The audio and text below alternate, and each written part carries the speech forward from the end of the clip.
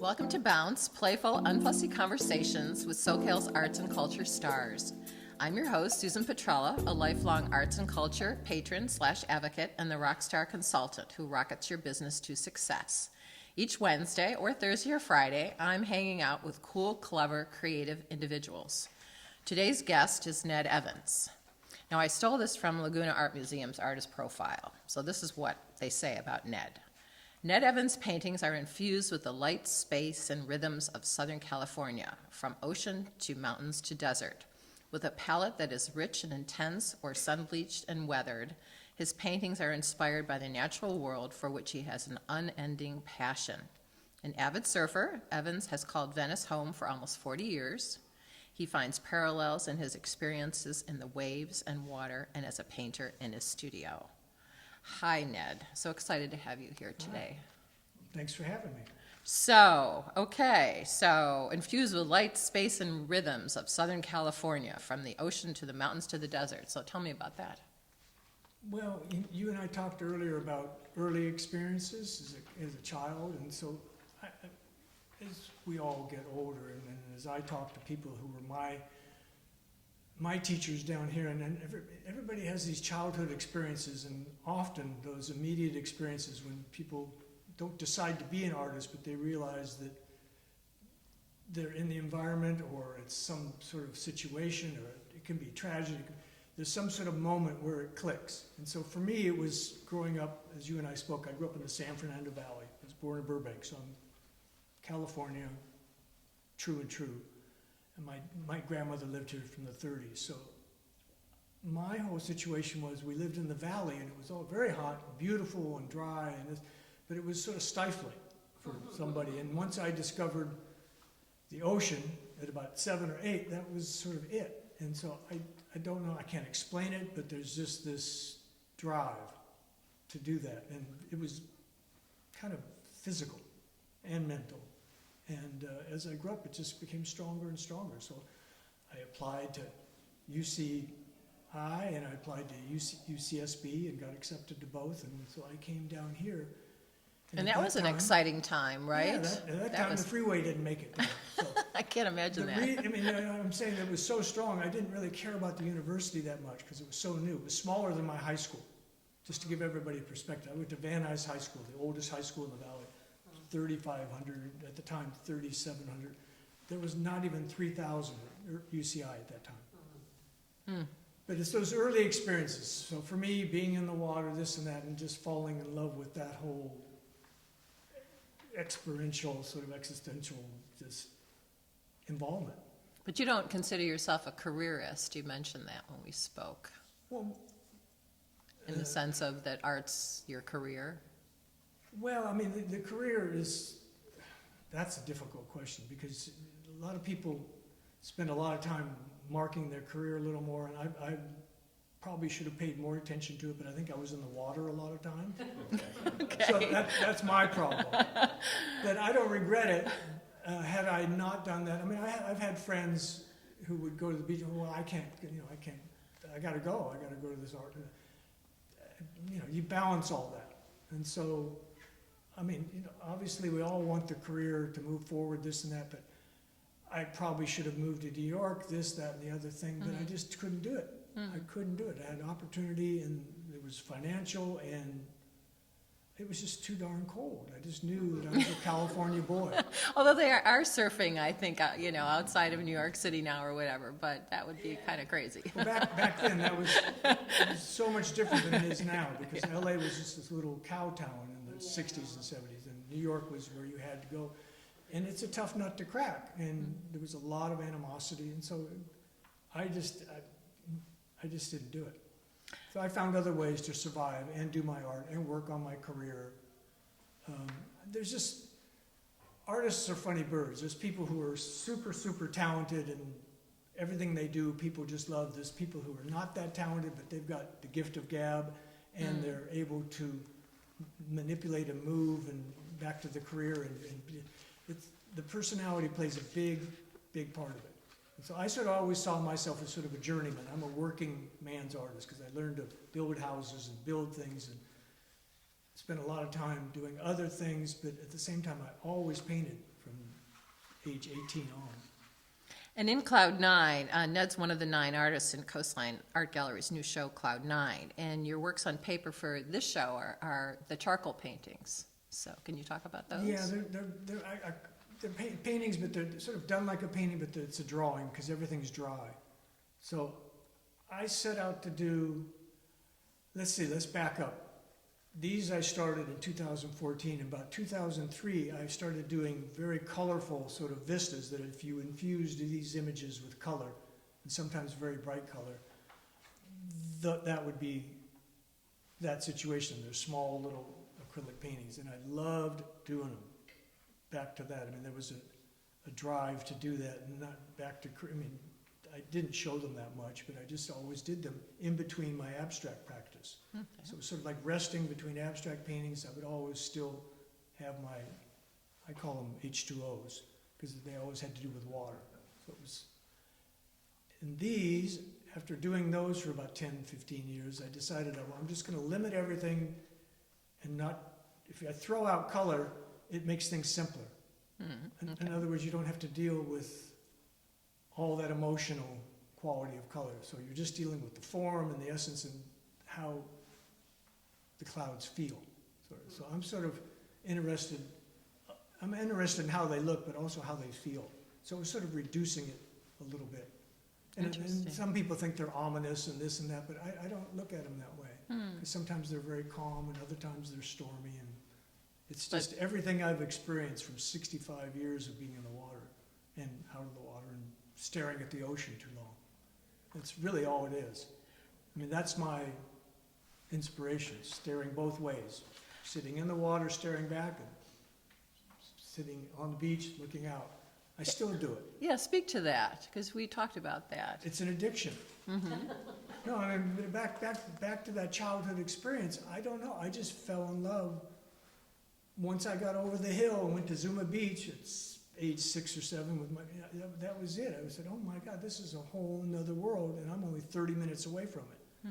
So I wanted to be as close to that and deal with that and be involved in it. So I just grew up with a whole bunch of people, many who are artists and many who are surfers, a lot who aren't, that gravitated towards that.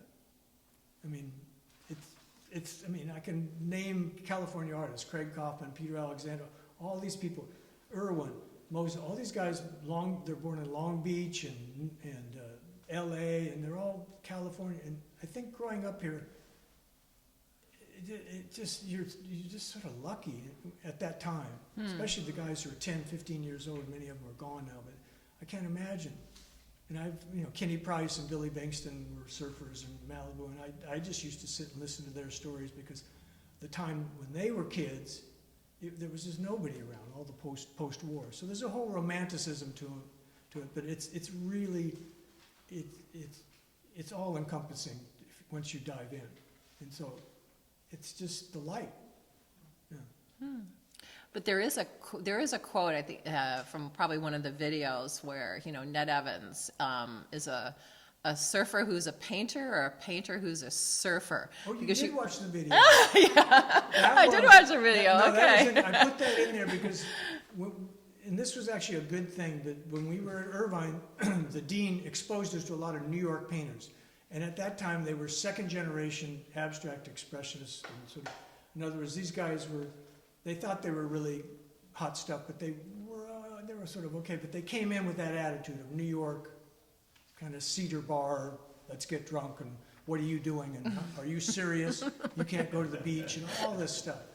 And so that was a question that I was asked by this teacher, who, I'm not sure if he's still around, but it was a long time ago, and he said, well, you have to decide whether you're a surfer who paints or an artist who surfs. And I just said, excuse my French, what the blip are you talking about? That's just a dumb question. There's no reason not to be both. Obviously, I spent a lot more time painting and this and that. But again, my career suffered because I probably spent too much time in the water, but it just didn't matter because the inspiration I got and all the energy and all that was totally worth it. But that was what that was about. In other words, I had to defend myself. And it was taboo. It was really, you didn't go to New York. And it didn't change until literally Julian Schnabel changed it about early 80s because Julian's an avid surfer. And it was Tibet too. And then all of a sudden everybody loves it.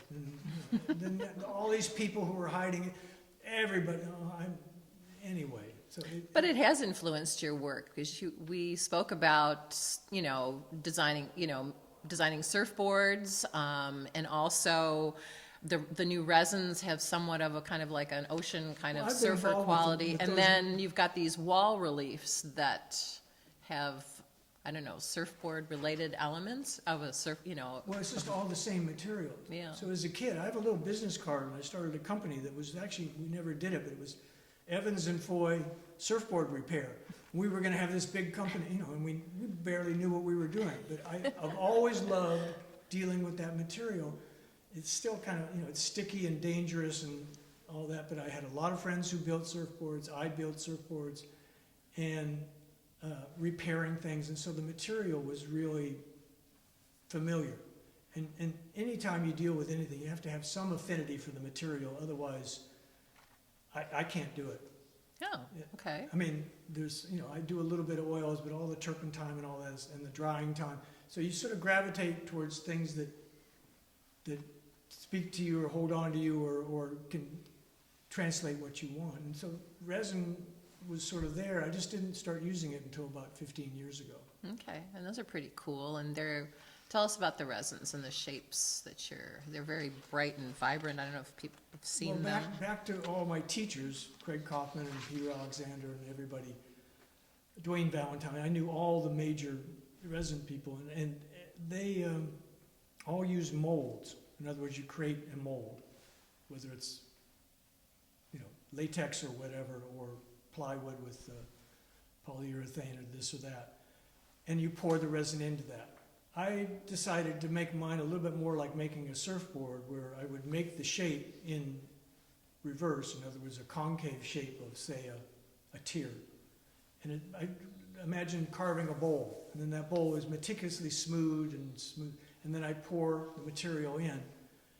And once the material was in there, I could reshape that shape to a degree to keep these very fine edges that if it didn't have the foam, in other words, the support became integral to the piece, and without the support, I couldn't do the piece. So it made me feel like I'd gone on to something, because I could do these very delicate curves that you can't do out of normal resin and have it that thin, because resin's very brittle and it's exposed to light and time, and it'll crack.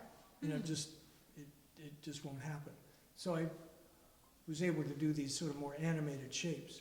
Sounds kind of fun. Sounds kind of like working with Play-Doh or something like that. It's a little bit, I liken it, I don't make jewelry or anything, but it's kind of like making a singular little pot or a singular little piece of jewelry or something, because it's very meticulous. And each one, they look the same. Sometimes the shape will be the same, but they're all unique. And I used to try to make them very similar, and then I just stopped. And they're sometimes kind of crooked and kind of leaning. And I let all that happen because it was inherent to the material, and if I wanted to make them all straight, I'd make a mold. But someday I'm going to make a mold of one of mine, and so I can make 20 of them. But the way it is now, It'll be I Jeff probably will never Koons, get right? to it. But it's just back to that material, back to my childhood experiences. And there's just nothing prettier than brand new surfboards. I mean, there's just guys and people doing amazing things now. I have a friend who's 93 years old who's still, he's one of the pioneers of the whole, and he just makes the most beautiful, it's sculpture. I mean, you can look at it that way. I mean, obviously it's sculpture, it's utilitarian sculpture, but still. Well, industrial kind of design. So we would paint them, I would design them and then paint them, and every facet of it. It can become a canvas, or it can become just a plain white. So do you ride your own board? Do I? Yes. Why would I not? Okay, I was just curious. No, I mean, it's really fun to collaborate with someone. I had a friend who's, and God rest him, but he was an amazing surfboard shaper in the community, and he would I would say, what if we do this? And we would just collaborate and interpret it, and we would try it, and sometimes it would work, and sometimes it wouldn't. So there's that whole part of it, which is like starting up a painting and trying something new, and sometimes you set it aside, and other times it takes you somewhere else. Okay. Yeah. So do you work on one work at a time or several Or or? what, paintings or? Yeah, or, well, yeah, there's, I- there's multiple, you have multiple, your paintings, I there's try- drawings, I there's usually work on sculptural, groups. there's photography. Yeah, So- I work on groups, like when I do the drawings, I'll start off and do them in sets of 3 or 4, or this or that. Like the resins, to do just one, I might as well do 5. Okay. So, but they're all different. And so, because it's a very laborious process, and by the time I'm done with that process, because it's real dirty, it's real toxic, I don't want to touch this for a while. So I'll do it, and then I won't touch it for another 5 or 6 months, because I just do them in blocks. Okay. And the weather has to be right, and there's all these things that need to happen. So what are you working on next? Right now, I'm just working on some new paintings. Okay, Yeah, and then I'm going to do some more of these charcoal drawings eventually. okay. I've got a whole group of, they're going to be more, not so black and white, they're going to be more white and gray. So you're gonna be constructing anything? Because you had told me that, you had No, thank designed God, and I built just your built- house I and it just was built my house, done I'm and, done. No. okay. I used to give everybody a background, when, you go into school and I just, back to personality and art careers and all that, I just knew instinctually that I was not gonna be a teacher.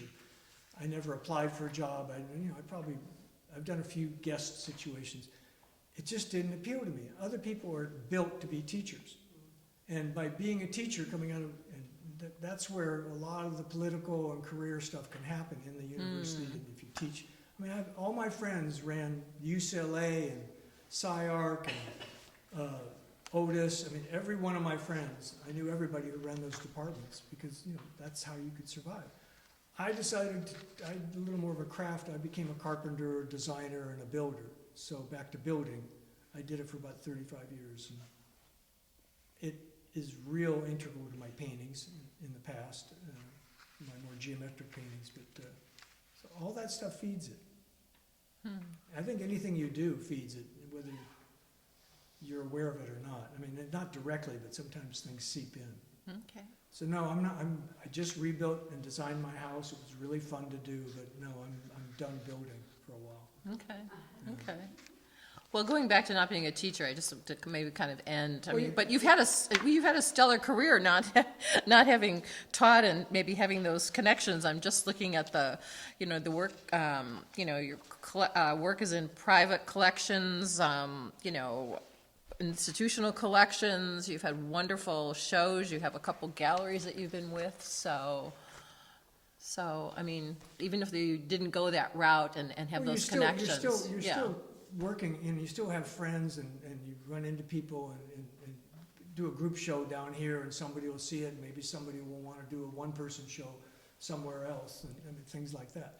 And it's all through connections between friends and back to school. If you teach, there's a whole political system there. For me, the art world is so political, I didn't want to have another political system, which would be teaching, because it's tough. I just wasn't built for it. So that stuff happens because you're energetic, and we started art galleries when we were down here. We did a lot of pop-up shows. We would just sort of create all these different venues. If it wasn't there, we would create it and try and get some attention for our work. Oh, fun.